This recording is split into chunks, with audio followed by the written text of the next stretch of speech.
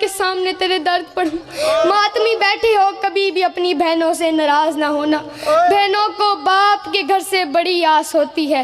बहनों को ईद भी भाई दे के जाते हैं, कफन भी भाई दे के जाते हैं। हाय किस्मत देखो, ज़ैनब की ईद वाले दिनों में ज़ैनब यतीम हो गई।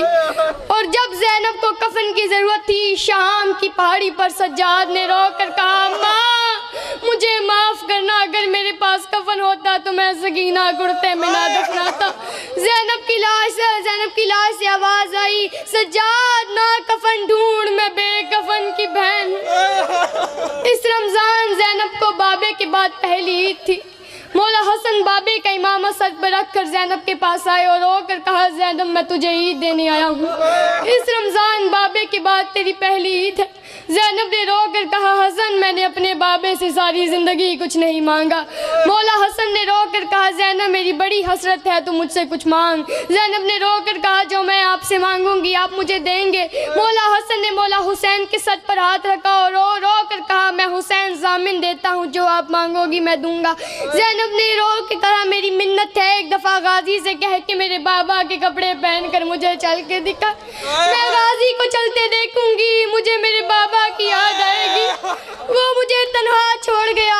और जब आलिया का महमल कूफे पहुंचा, अली आलिया के महमल के करीब आए, कांपते हुए हाथों से महमल का पर्दा उठाया।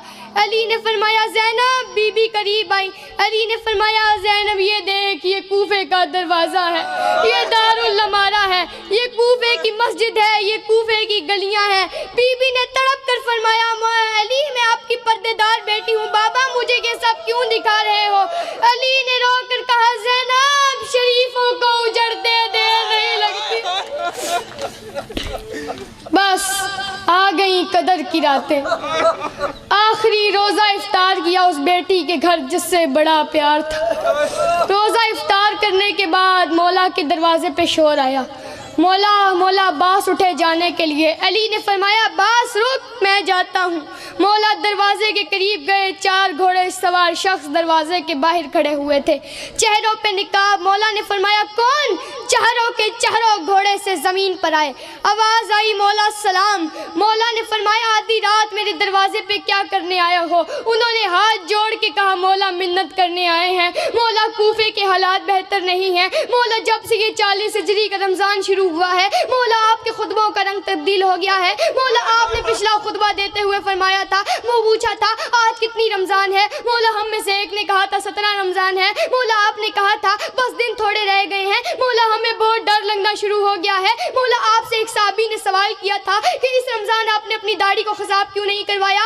आपने कहा था बहुत जल्द ये लहू से सुर्ख होने वाली है। मौला हमें बहुत डर लगना शुरू हो गया है। मौला हमने एक साथ बैठकर कसम खाई है कि आज के बाद तेरा साथ नहीं छोड़ेंगे। वो बोलते रहे, अली चुप सुनता रहा। वो बोलते रहे, अली चुप सुनता रहा। अली ने रो कर कहा, आज मेरे दरवाजे पे पहरा क्यों देना चाहते हो? उन्होंने कहा, मौला हम नहीं चाहते कि तेरी बेटियां परदेश में यतीम हो जाए। या अली वो तेरी शाही देखने आई है। अली ने हुक्म, अली कहते हैं, अली ने फरमाया, मैं हुक्म देता हूँ यहाँ से चले जाओ। वो अपने अपने घरों को चले गए। हुज़ैफा कहता है, मैं वो मंजर सारी जिंदगी नहीं भूल सकता था। मैंने मुड़ के मौला की तरफ देखा। मौला दरवाजे में खड़े होकर कह रहे थे, हुज़ैफा मुझे अल्लाह के हवाले कर दे, हुज़ैफा मुझे अल्लाह के हवाले कर दे। हुज़ैफा कहता है, मैं घर आया, मैंने अपना इमामा उतार कर जमीन पर फेंका, मैंने अपनी तलवार निकाल कर दीवार पर मारी, फिर मैं बच्चों की तरह जमीन पर एड़ियां रगड़ रगड़ कर रोने लगा। मेरी बीवी आई, उसने मुझे कहा, हुज़ैफा तसल्ली कर, वो फातिह खैबर है, किसकी जुर्रत है हमारे मौला की तरफ आंख उठाकर भी देखे। हुज़ैफा कहता है, मैं वहीं रोता रोता सो गया। फिर